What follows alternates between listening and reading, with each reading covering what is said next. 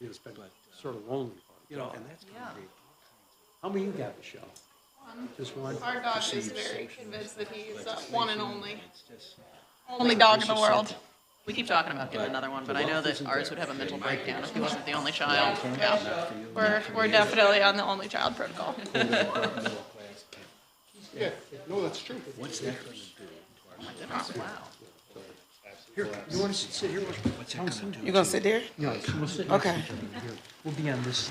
I Okay. was just telling my husband the other day, Kat, that my dream when I retire is that I want us to move out of the country, Well, and have an just old personal farmhouse, and consumption, just a ton of dogs. 70% of That's what it's she's, it's good to have got. money circulating. Raises some. The Gotta more figure money it out. people Good for have, her. the more the economy is fueled, and some people don't seem to understand that. People spend it on houses. Also, looking at the small businesses, they're about to eat, they don't. Right. My grandpa just left my son yesterday. Well, you can sit and watch it. No, it's over, yeah, this is the. Hey, Lynn, Yes, sir. How are you? I'm good. And I'll be calling you shortly Okay. for our prior conversation. I've been out of town. Oh, okay. Where were you traveling? Spain, That's awesome. How long were you gone? 11 days. Fantastic. 11 days, it was good. 26 hours coming home, though, from the time we woke up to the time we got home and went to bed. I got the I little, love, you know, I love my grandpa, my daughter. loved U.S. my Customs, son. when we came to, it was pretty bad in Barcelona, too, but when we came to the U.S., And I said, there "Grandma, were 52 he stations, He turned his whole body. and they had 7 That occupants was so bad. for international, national, everybody. You gotta be kidding me. No. It's attachment to my We daughter waited like in no custom other. line She's in not the around. U.S. for just shy of 2 hours. On our feet, going through the snake of the It was, I don't want to go. I love After being up for that many I'll hours. be, yeah. I'll be. and everybody gets punchy. Yeah. It was crazy. Wow. He got his poster. so I was like, All in all, it was a great time. You have a great glass of wine. It's 1.95 euros, which is $2.20. Yeah. A beer is $2. I was there a couple of years ago with my sister, and the first place we went, when we landed, we went to go get some dinner, and we were looking at the menu, and neither one of us is fluent in Spanish. And both of us were saying, is this for glass or for a bottle? Yeah. Sure enough. Brought us No, 2 whole it's bottles. Unbelievable. There. There's Rob. Good day. How are you? Counselors? Caitlin? All right. Catch your breath.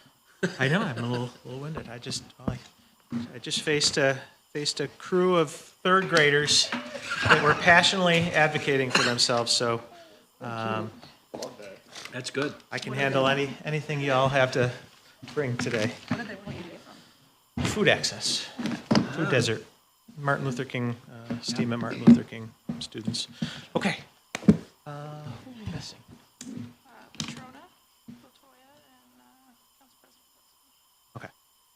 All right. I am going to go ahead and call the meeting to order. I will note that all board members are present with the exception of Council President Hudson, Latoya Allen, and Councilor Jones-Rouser. I will note on the second page in your packet here, we have our proof of notice for the meeting. And following that page, we have our minutes from our January 27th meeting. And Michelle, I understand you have a correction to those minutes. Yeah, in your packet, you will find there are 2 versions of the minutes. One is draft and one is draft version 2. I think the version that we are asking the board to review and approve is the version 2. There was just some minor kind of formatting revisions that we made with the law department that are not anything significant in terms of adjusting the overall content of the minutes, but just some technicalities to clean things up a little bit, so. Which one is The version 2 is the correct version.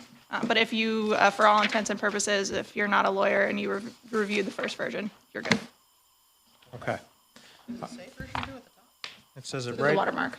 right Oh, there. duh. So you're on. Oh, There you go. There it is. I was looking for the same thing. I missed it. And there it was right in front of us. That's why I asked. That's why I asked. I will entertain a motion to approve the January 27th, 2025 minutes identified as draft version 2 in the watermark. Make that motion. Second. Any further discussion? All in favor? Aye. Opposed? Minutes are approved, so we'll move on to new business.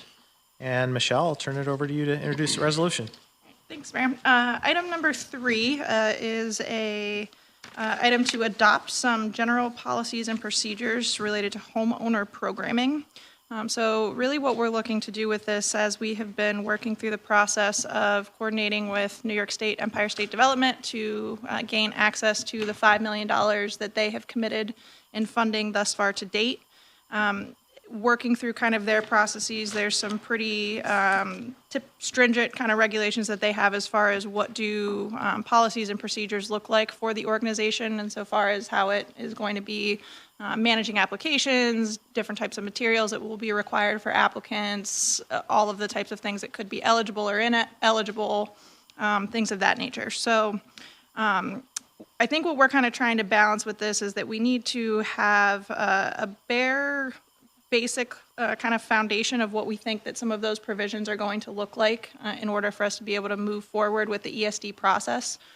Their process at the point that an agency has issued an award letter, as we have been, there's still several months worth of just board review and different types of items that need to go, have to be completed kind of on their end. And so I think what we're kind of trying to balance here a little bit with this is providing enough base level information of some things that we know are going to have to be included within our application policies and procedures one way or the other. For example, we know that we're going to need to have some sort of application process. We know that if an applicant lists a set of kind of 5 things that they're going to do in their scope and they decide that they want to change one, we're going to need a process by which they can submit that paperwork. So there's some basic things that are non-negotiables.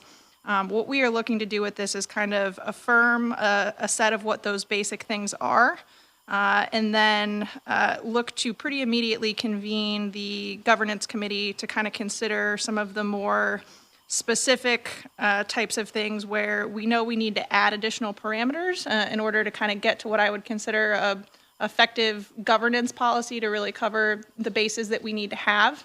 But it would allow us a little bit more time to kind of consider what some of those parameters are a little bit more thoughtfully. So when we think about things such as construction and design standards is one that we know we want to consider in more detail.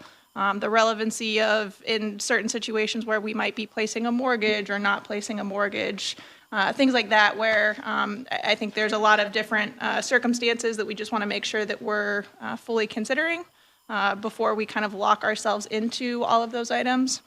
So the language that is provided within the draft, there's a draft guidelines document.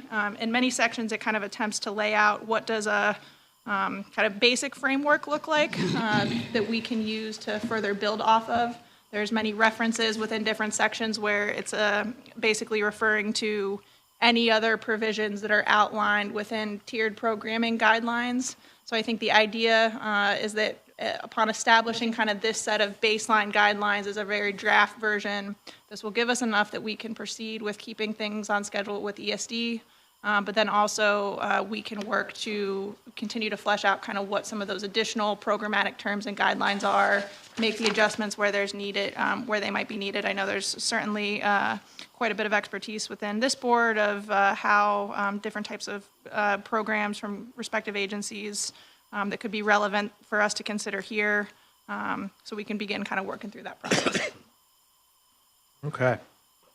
Questions? So this is like, obviously a ton of work has gone into this, very good. I guess just one strategic question that I would I'm curious about.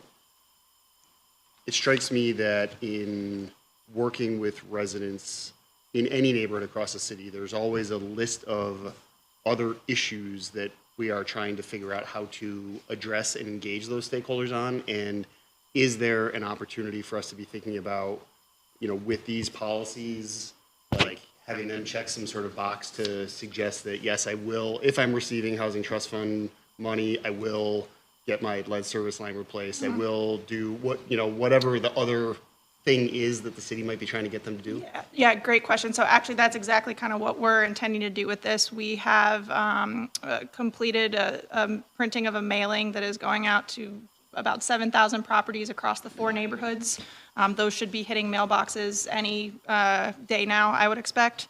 And so within those can contain kind of an option for people who might be interested in participating in some focus groups, for us to identify people who are interested in that or are interested in hearing more about programming.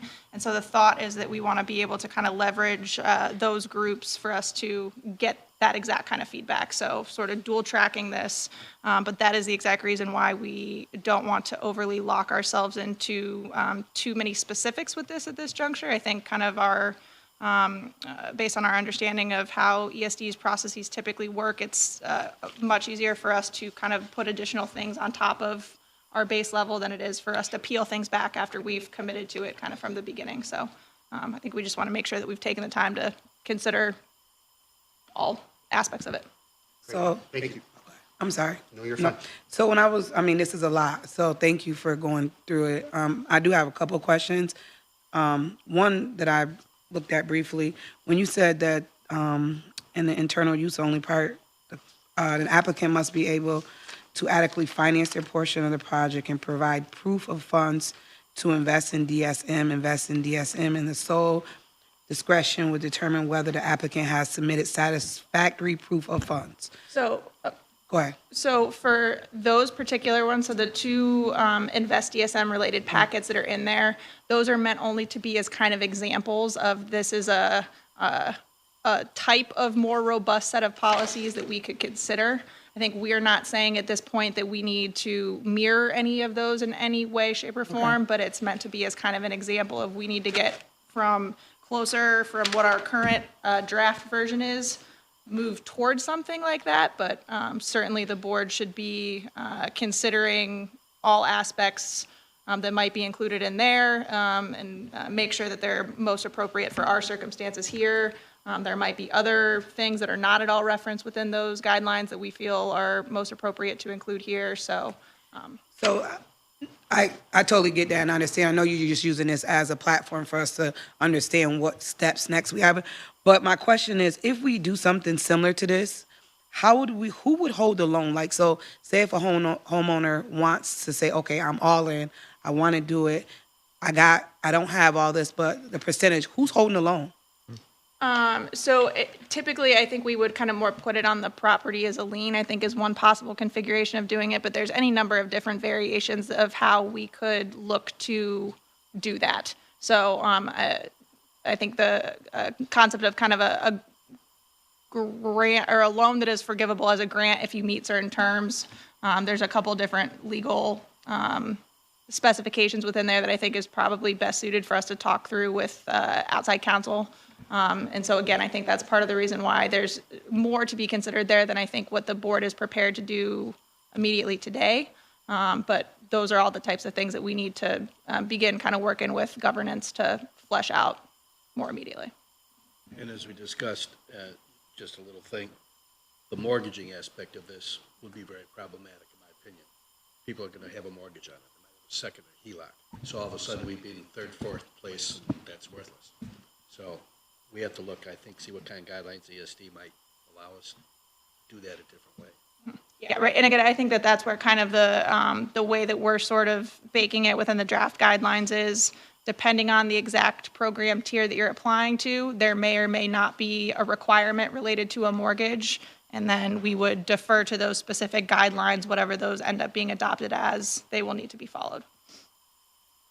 Michelle, you've studied this DSM program in detail.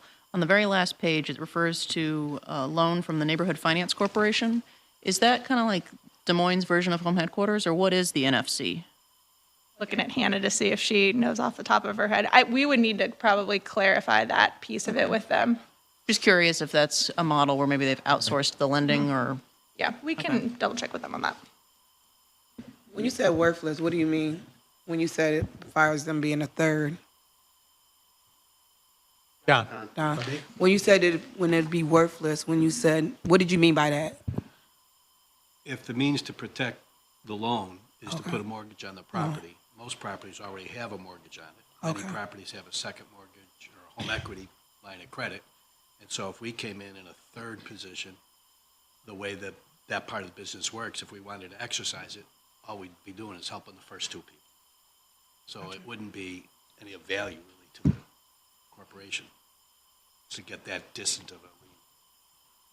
Just so I understand too, I noticed in the closeout and reimbursement, you know, I mean, obviously people are going to have capital to put in, and then they're going to get reimbursed. And I don't know if that's something that's going to be. I think, received. again, that's another area where we need to consider that more thoroughly in order for us to kind of put forward what I would consider to be an effective set of recommendations. I think we certainly expect that there's going to be situations in which people can and should demonstrate upfront kind of what that amount of buy-in is, and then there's going to be other situations in which we might need to consider different types of match. So, for example, if there was somebody who might be seeking financing through home headquarters or somewhere, can we consider those as allowable to meet those types of qualifications? But all things that, again, require a lot of additional consideration, in my opinion. You envision homeowners being able to use sweat equity as contribution towards match? Sweat equity, I think, can be considered contribution as match, but there's some interesting kind of quantification in there as far as reimbursement for expenses, right? So distinguishing kind of between those two things. Yep. And so how we sort of have that policy structured in a way that is thoughtful and not too onerous, but also make sure that it protects kind of the interests of the organization is also on the list of things that need to get hammered out. The reimbursement thing jumped out at me too, and I did notice in the DSM examples, they said sometimes they'll make the check directly to the contractor, which I think we need to have the flexibility to do that.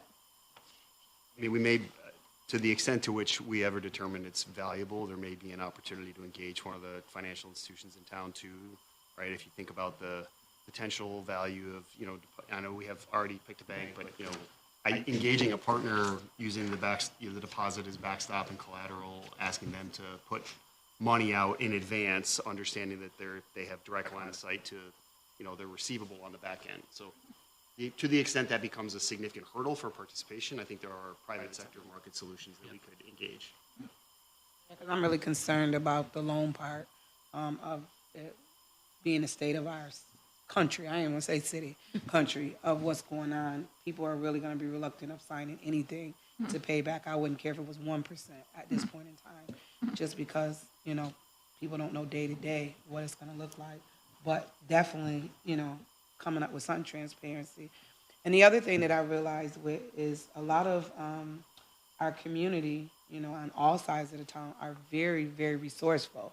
So how do we maximize their resourcefulness with getting the work done? Because a lot of times they're resourceful to get it done. They just can't get the material to get it done, right? So, you know, there's some phenomenal painters and, you know, people that do great job. They just don't have the finances to do it. So how do we look at that as sweat equity? Like saying, you know, somebody might say, yeah, I can do all this, or I can paint, I can do this, but I just don't have the finances to do it. How do we look at that and put that into, you know, just all those ideas? Because they're going to come up. You know, they're going to come up. Absolutely. Yeah. And I think kind of we want to make sure that we're finding the balance between making sure that we're able to accommodate those things and also making sure that the organization kind of is sufficiently protected to make sure that, you know, we're the work is able to actually get completed and that we're, you know, Absolutely.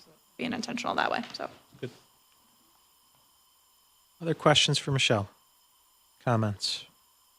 I did want to mention that in Des Moines, they had, which was an interesting concept, they had 5 or 6 people sort of joined together on one block. Yep. Yeah, and so I think That would never happen in Tipperary. I can tell you right now. not unless we make it a term of the program. Well, I mean, We'll see. So I think kind of that's the other piece of this. Owners Is fighting now, well, Michelle. that's what Yeah. I mean. I just could see. I think an agenda item for a subsequent board meeting is going to be to kind of, here in pretty short order, is to talk through a little bit more kind of what does the work plan look like for launching additional programming. When Hannah and I had the opportunity to go to Des Moines to do kind of a site visit there and see how they were operating, I think that there's a lot of the homeowner block program was a really neat model, and I think it created a lot of opportunity for quick wins, creates a lot of good opportunity for us as an organization to sort of test proof of concept, the mechanics and sort of administration of it in terms of amount of paperwork and things that you need are a little bit less onerous. So there's a lot of interesting ways I think that they use to kind of test it there. It became a good sort of litmus test in terms of what is a neighborhood's overall readiness. Like if you can't find 5 neighbors somewhere within your street or given kind of radius area to do some really, really small scale programming, it sort of, some of the matching requirements on that are very, very small. And so it gives kind of a good test of, is this going to be an area where we think at scale residents are able to handle the additional lift that it is to execute some larger kind of $10,000, $20,000, $30,000 projects.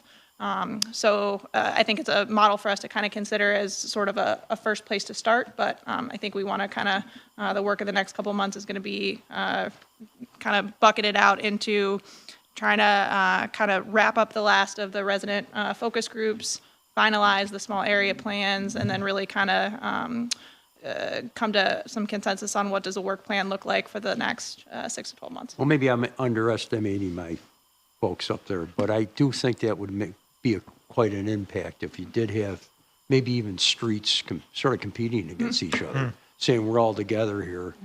And I noticed that in some of the meetings I've attended too, that people are sort of uniting around this. That's great. One of the other things I want to mention, I'm pretty sure you already thought of, I just haven't read through this big packet yet. Legally, you're going to run up against homeowners whose houses are not directly into their names yet. Families have passed it on. And how do we, what does that look like when it comes down to fixing it? Like, how do we help them navigate that system? So carving out some kind of financial money in that piece to making it done. Because I can think of several people right now who, they're up to taxes, they're not behind it, but they're not officially in their names, right? For legal. So how do we make sure that those are stipulations? It might be a house that, like, okay, how do we help them out? So we want to make sure we have carved some money out for those pieces so that something like that doesn't hold up getting done. Absolutely. Point. Yep. Good.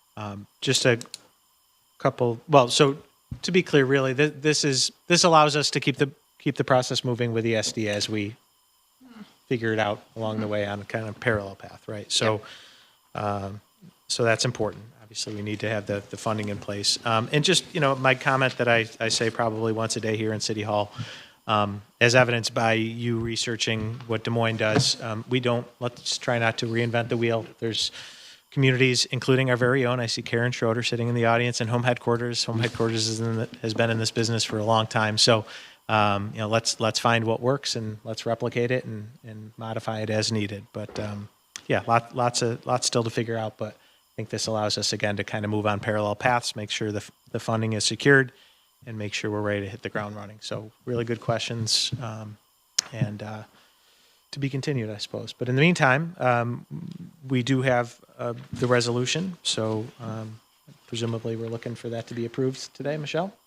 And Before we Yes. do the resolution, I would like to publicly say that I would, being that there's no home headquarters actual representation on the board as of right now, if we can either figure out how to add another one or what does that look like before we. I'm waiting on LaToya to send me some paperwork, and then we Okay. So we you got guys it lined have up, to- yeah. in the works. Okay, awesome. Next month. Thank you. Good. Okay, I'll entertain a motion. So moved. Second. Any further discussion? Really good discussion. Thank you all. All in favor? Aye. Opposed? Carried.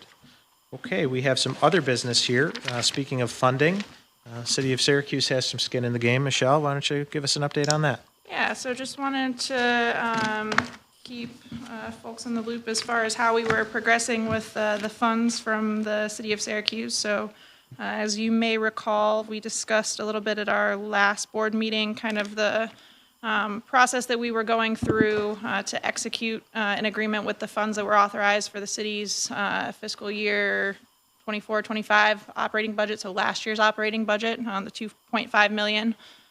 The opinion that we got from both City Corporation Council as well as Council for the Housing Strategies Corporation is that the most effective way to be able to enter an agreement to move those funds to make sure that we could get the funds to be able to be used for financial assistance for homeowners in the way that we have envisioned that they would be, while also remaining in compliance with some state provisions that affect allowable uses of municipal funds.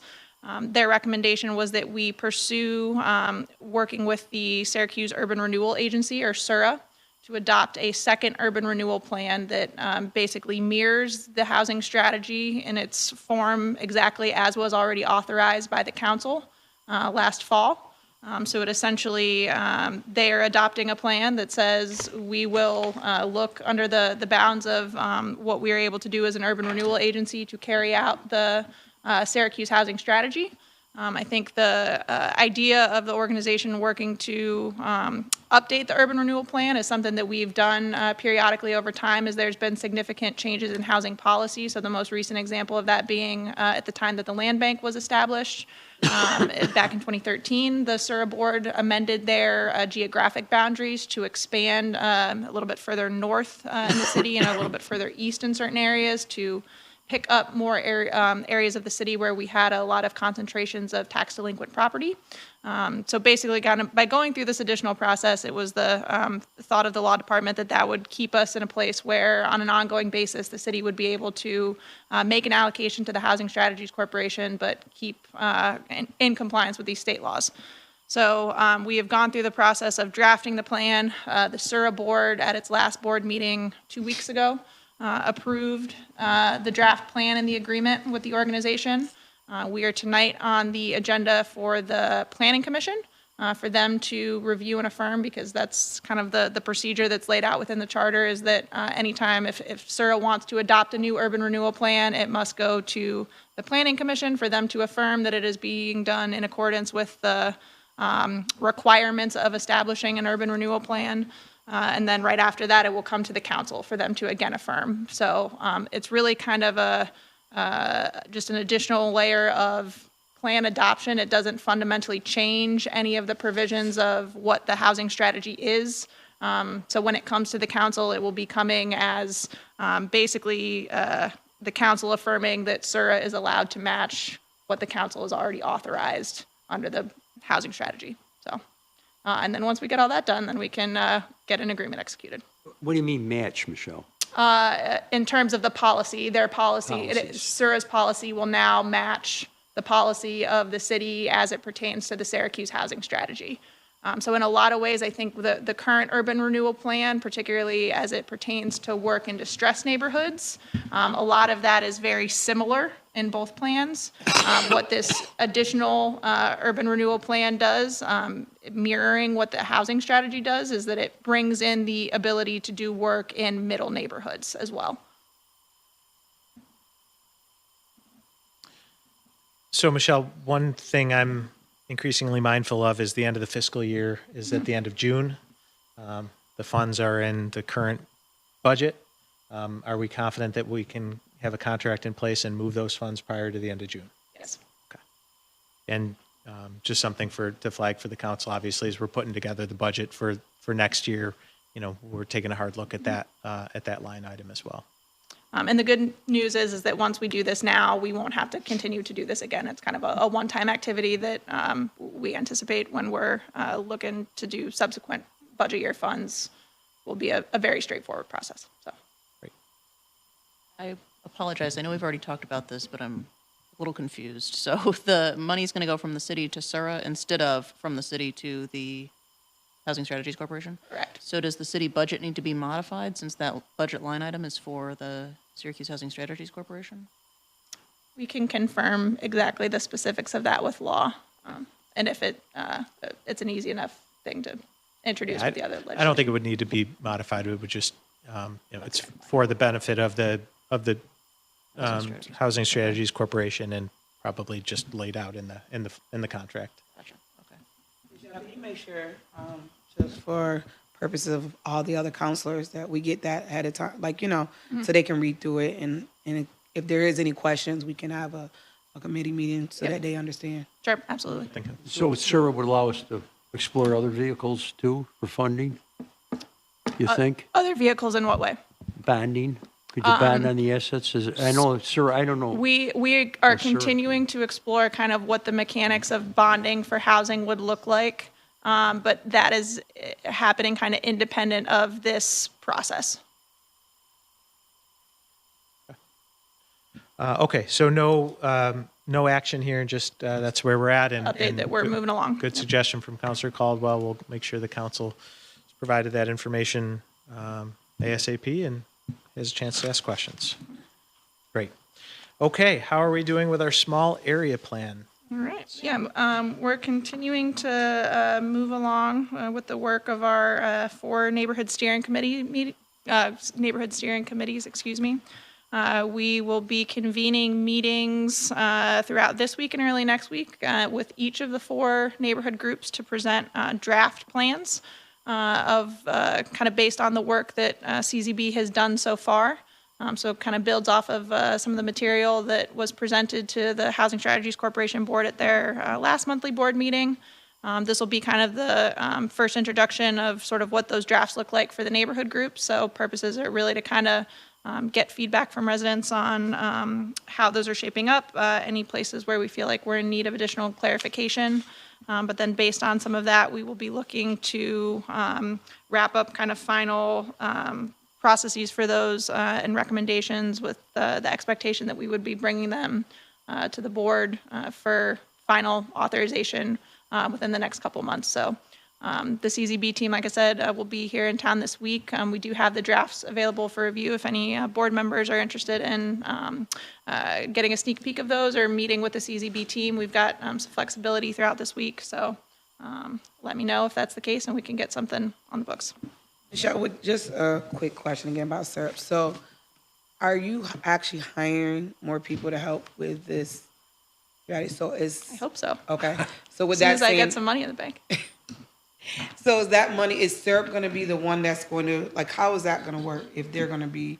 So Fiscally essentially, responsible. SURA will enter into agreement with the Housing Strategies Corporation to carry out the new urban renewal plan on their behalf. So all of the actual kind of, in terms of the mechanics of dollars that are going to homeowners, those will all be managed by the Housing Strategies Corporation. SURA is effectively just acting as a pass-through. Counselor Caldwell's question about additional staff. Are those staff of SURA, of the city, of the corporation? It's a good question. I suspect that we would likely keep them as staff of SURA. Like, so for example, right now, I'm an employee of SURA. The bulk of our department in neighborhood and business development that has been working on this is already an employee of SURA. I think we can explore that if there's anyone has strong feelings on it, kind of one way or the other. But at this point, I think we're thinking SURA makes sense as a structure. Or just more for budgets, understanding. So Yeah. if we look at the budget, we see syrup has a different, Yeah. like, budget, then we know it's, it's for staff. and There how you're- are some positions that we have slated into the SURA budget that we expect were for ones that we would need to fill kind of some additional gaps in service of work for the Housing Strategies Corporation. So my understanding was I think that those were going to be included as listed kind of as placeholders in the SURA budget. But we can walk you all through those as they, Which would once you get it. presumably is also included, reflected in the city budget, or not necessarily? Looking at Mike, but I believe so. Come on up, Commissioner. Hi, Mike Canizaro, Commissioner of Finance. Was your question, are the SURA salaries reflective in the city budget? Yes. Yes, they are. Yeah, okay. So for when we're looking at Department of Neighborhood and Business Developments, Specifically in that department purchases line, that's the one difference with SURA employees. They kind of flow through that line as opposed to salaries and wages. And then in that department purchases line, they're the fully loaded SURA salary. So that would include all your types of fringe and health insurance as well. So that would be in that department purchases line in the 26 budget. great, Under thank you. Under each respective department. Not SUR NBD, but under syrup. The majority of SURA employees are in NBD, but yeah, the SURA employee, resides in their parent department, if you will.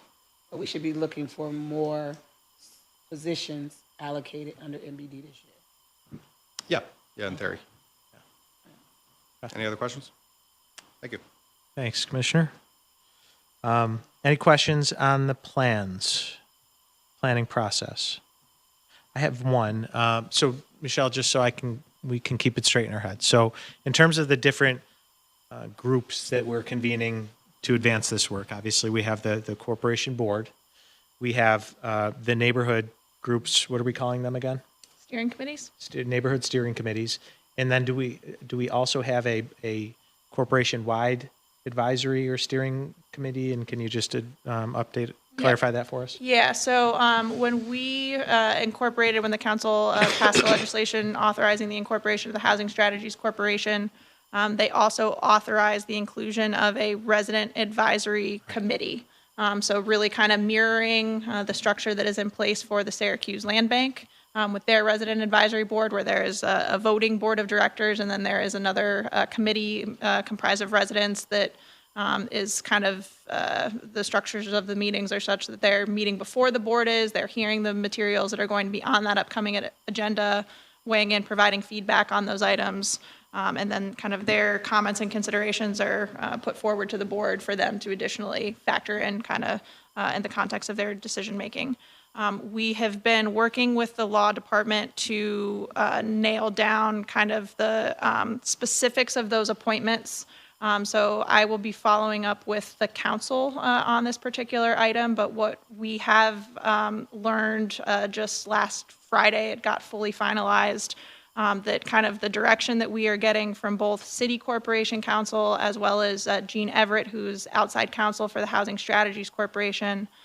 They both feel that because of the configuration of the committee, that the members of that committee are going to be subject to conflict of interest regulations. And so the implication of that is that as far as kind of residents that might be being considered for appointments, if they are living in a neighborhood where early wave implementation is occurring, they would not be eligible for applying for those funds while they are on the board because of the conflict of interest regulations. So we wanted to make sure that we were really clear on that with people. So we kind of initially had an earlier timeline with which we were looking to identify those residents. These conversations came up with the law department, and we sort of put a pause on it because we wanted to make sure that anyone that we were considering kind of tapping for those appointments, that we were clear with those folks kind of from the beginning. So. Even though the advisory committee simply advises and does not vote. Yeah. We went in, I completely understand. We went in circles in this whole conversation. I explained to them kind of the direction that the land bank is currently doing, just from talking with Caitlin and the way that they're set up, because there's a little bit of a difference there. But that is nonetheless the direction that we are getting now. And so. Interesting, because that was the city law department that advised us that our Citizens Advisory Board is not subject to any of those rules. I tried that argument, and it was not particularly compelling, so, but yes. I will, I'll have a conversation with the attorneys on behalf of this group and just test that a little bit more. I mean, better safe than sorry, I get it, but at some point, the value of the advisory committee becomes questionable if you don't have people with a vested interest in the area we're serving. Right. That's a better way to put it. Yeah. Thank you. Really Yes, nice to get exactly. the feedback from folks that have actually experienced the Right. Exactly. Okay. So- To be continued. So the people on the steering committee, the neighborhood, would they be eligible?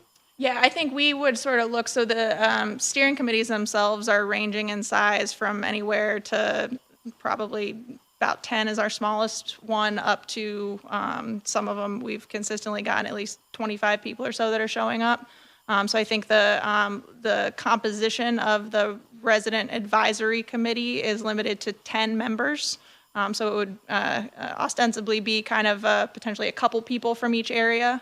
It doesn't necessarily need to be limited to folks that are on the steering committees. I think kind of a big component of the work that our team will be doing is looking to figure out how to best kind of transition some of the work that's happened under the umbrella of the steering committees into sort of more ongoing work planning as a kind of just another means of community engagement. But certainly we would, there's any number of people in every single one of the steering committees that we feel like that could be great fits to participate within the resident advisory, kind of more ongoing structure. But again, I think we're just kind of trying to work through that legal piece of it, just to make sure that we're being transparent with people about what the implications are there.